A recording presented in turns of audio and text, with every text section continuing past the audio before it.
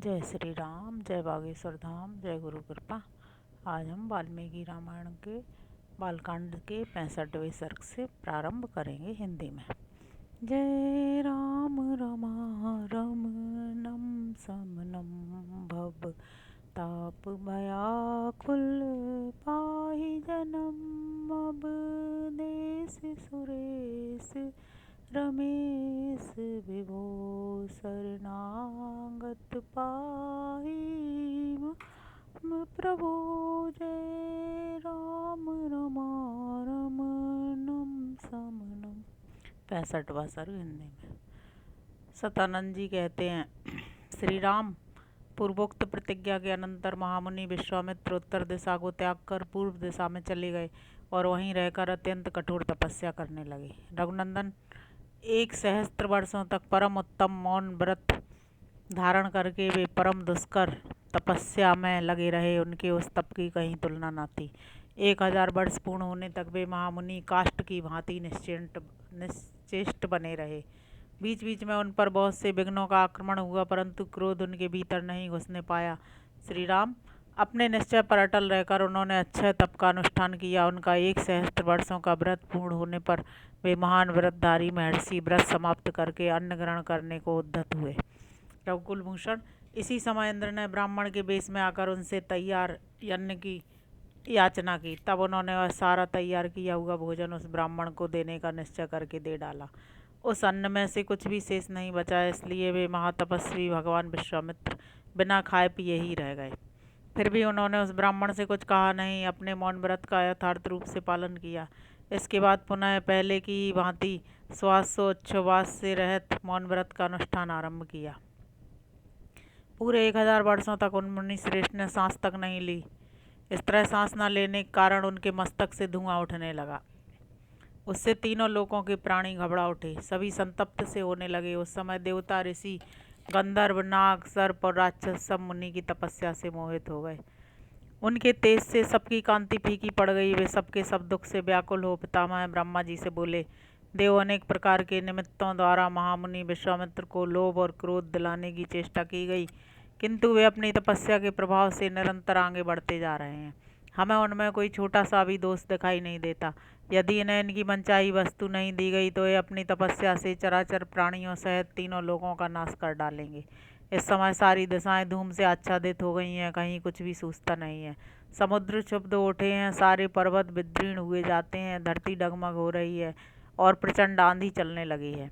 ब्रह्मन, हमें इस उपद्रव के निवारण का कोई उपाय नहीं समझ में आता है। सब लोग नास्तिक की भांति कर्म अनुष्ठान से शून्य हो रहे हैं। तीनों लोगों के प्राणियों का मन क्षुब्ध हो गया है।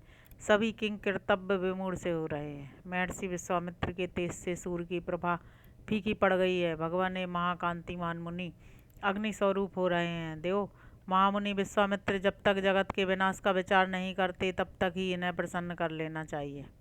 जैसे पूर्व काल में प्रलय कालिक अग्नि ने संपूर्ण त्रिलोकी को दग्ध कर डाला था, उसी प्रकार ये भी सबको जलाकर भस्म कर देंगे। यदि ये देवताओं का राज्य प्राप्त करना चाहें तो वह भी इन्हें दे दिया जाए। इनके मन में जो भी अभिलाषा हो उसे पूर्ण किया जाए। तदंतर ब्रह्मा आदि सब देवता महात्मा विश्वामित्र के पास जाकर मधुर वाणी में बोले, ब्रह्म ऋषि, तुम्हारा स्वागत है। हम तुम्हारी तपस्या से बहुत संतुष्ट हुए हैं। कौशिक नंदन, तुमने अपनी उग्र तपस्या से ब्राह्मणत्व प्राप्त कर लिया। ब्राह्मण मरुदगणों सहित मैं तुम्हें दीर्घायु प्रदान करता हूँ। तुम्हारा कल्याण हो। सौम्य, तुम मंगल के भागी बनो और तुम्हारी जहाँ इच्छा हो वहाँ सुखपूर्वक जाओ। पितामह ब्रह्मा जी की यह बात सुनकर महामुनि विश्वामित्र ने अत्यंत प्रसन्न होकर संपूर्ण देवताओं को प्रणाम किया और कहा, देवगण, यदि मुझे ब्राह्मणत्व मिल गया और दीर्घायु की भी प्राप्ति हो गई तो ओमकार, बसटकार और चारों वेद स्वयं आकर मेरा वरण करें। इसके सिवा जो क्षत्रिय वेद तथा ब्रह्मवेद के ज्ञाताओं में भी सबसे श्रेष्ठ हैं, वे ब्रह्मपुत्र वशिष्ठ स्वयं आकर मुझसे ऐसा कहें। यदि ऐसा हो जाए तो मैं समझूंगा कि मेरा उत्तम मनोरथ पूर्ण हो गया। उस अवस्था में आप सभी श्रेष्ठ देवगण यहाँ से जा सकते हैं। तब देवताओं ने मंत्र जप करने वालों में श्रेष्ठ वशिष्ठ मुनि को प्रसन्न किया।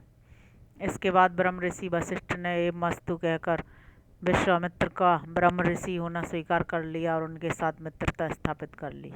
मुने तुम ब्रह्म ऋषि हो गए, इसमें संदेह नहीं है। तुम्हारा सब ब्राह्मणोचित संस्कार संपन्न हो गया। ऐसा कहकर संपूर्ण देवता जैसे आए थे वैसे लौट गए। इस प्रकार उत्तम ब्राह्मणत्व को प्राप्त करके धर्मात्मा विश्वामित्र जी ने भी मंत्र जप करने वालों में श्रेष्ठ ब्रह्म ऋषि वशिष्ठ का पूजन किया।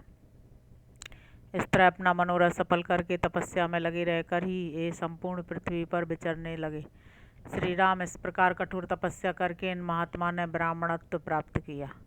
रघुनंदन, ये विश्वामित्र जी समस्त मुनियों में श्रेष्ठ हैं। ये तपस्या के मूर्तिमान स्वरूप हैं, उत्तम धर्म के साक्षात विग्रह हैं और पराक्रम की परम निधि हैं। ऐसा कहकर महातेजस्वी विप्रवर सतानंद जी चुप हो गए। सतानंद जी के मुख से यह कथा सुनकर महाराज जनक ने श्री राम और लक्ष्मण के समीप विश्वामित्र जी से हाथ जोड़कर कहा, मुनि प्रवर कौशिक, आप ककुस्त कुल नंदन श्री राम और लक्ष्मण के साथ मेरे यज्ञ में पधारे। इससे मैं धन्य हो गया। आपने मुझ पर बड़ी कृपा की। महामुनि ब्राह्मण, आपने दर्शन देकर मुझे पवित्र कर दिया। आपके दर्शन से मुझे बड़ा लाभ हुआ, अनेक प्रकार के गुण उपलब्ध हुए। ब्राह्मण, आज इस सभा में आकर मैंने महात्मा राम तथा अन्य सदस्यों के साथ आपके महान तेज का वर्णन सुना है, बहुत से गुण सुने हैं। ब्राह्मण, सतानंद जी ने आपके महान तप का वृत्तांत विस्तार पूर्वक बताया है। कौशिक नंदन, आपकी तपस्या अप्रमेय है, आपका बल अनंत है तथा आपके गुण भी सदा ही माप और संख्या से परे हैं। प्रभु, आपकी आश्चर्यमयी कथाओं के श्रवण से मुझे तृप्ति नहीं होती है, किंतु मुनि श्रेष्ठ, यज्ञ का समय हो गया है, सूर्यदेव ढलने लगे हैं। जप करने वालों में श्रेष्ठ महातेजस्वी मुनि, आपका स्वागत है। कल प्रातः काल फिर मुझे दर्शन दें। इस समय मुझे जाने की आज्ञा प्रदान करें। राजा के ऐसा कहने पर मुनिवर विश्वामित्र जी मन ही मन बड़े प्रसन्न हुए। उन्होंने प्रीति युक्त नरश्रेष्ठ राजा जनक की प्रशंसा करके शीघ्र ही उन्हें विदा कर दिया। उस समय मिथिलापति विदेहराज जनक ने मुनिश्रेष्ठ विश्वामित्र से पूर्वोक्त बात कहकर अपने उपाध्याय और बंधु बांधवों के साथ उनकी शीघ्र परिक्रमा की, फिर वहाँ से वे चल दिए। तत्पश्चात धर्मात्मा विश्वामित्र भी महात्माओं से पूजित होकर श्री राम और लक्ष्मण के साथ अपने विश्राम स्थान पर लौट आए। इस प्रकार श्री वाल्मीकि निर्मितार्थ रामायण आदि काव्य के बालकांड में 65वां सर्ग पूरा हुआ। अब हम 66वां सर्ग पढ़ेंगे हिंदी में। तदनंतर दूसरे दिन निर्मल प्रभात काल आने पर धर्मात्मा राजा जनक ने अपना नित्य नियम पूरा करके श्री राम और लक्ष्मण सहित महात्मा विश्वामित्र जी को बुलाया और शास्त्रीय विधि के अनुसार मुनि तथा उन दोनों महामनस्वी राजकुमारों का पूजन करके इस प्रकार कहा, भगवान आपका स्वागत है। निष्पाप महर्षि से आप मुझे आज्ञा दीजिए, मैं आपकी क्या सेवा करूं, क्योंकि मैं आपका आज्ञा पालक हूं। महात्मा जनक के ऐसा कहने पर बोलने में कुशल धर्मात्मा मुनि श्रेष्ठ विश्वामित्र ने उनसे यह बात कही, महाराज, राजा दशरथ के दोनों पुत्र विश्वविख्यात क्षत्रिय वीर हैं और आपके यहाँ जो यह श्रेष्ठ धनुष रखा है उसे देखने की इच्छा रखते हैं।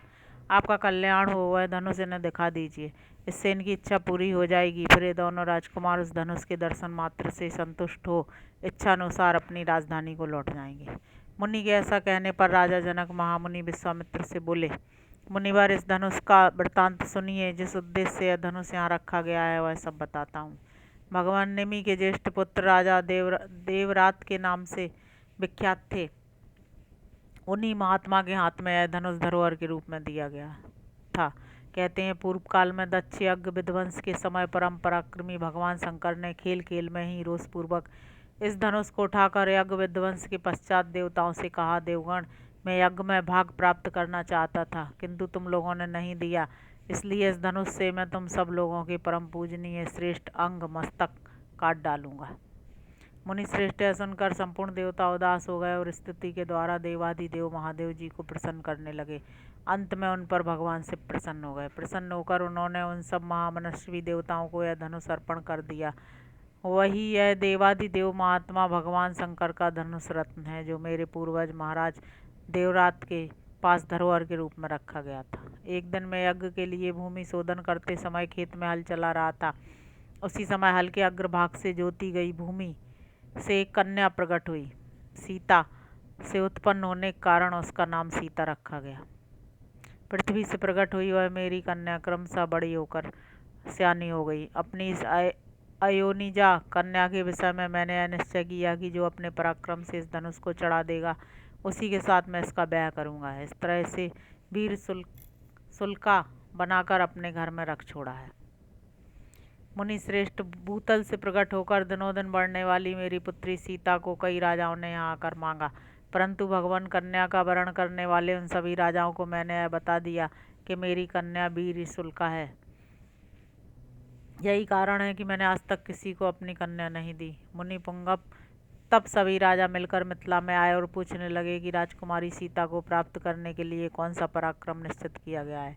मैंने पराक्रम की जिज्ञासा करने वाले उन राजाओं के सामने यह शिव जी का धनुष रख दिया, परंतु वे लोग इसे उठाने या हिलाने में भी समर्थ न हो सके। महामुनि, उन पराक्रमी नरेशों की शक्ति बहुत थोड़ी जानकर मैंने उन्हें कन्या देने से इनकार कर दिया। तपोधन, इसके बाद जो घटना घटी उसे भी आप सुन लीजिए। मुनि प्रवर, मेरे इनकार करने पर ये सब राजा अत्यंत कुपित हो उठे और अपने पराक्रम के विषय में संशयापन्न हो मिथिला को चारों ओर से घेर कर खड़े हो गए।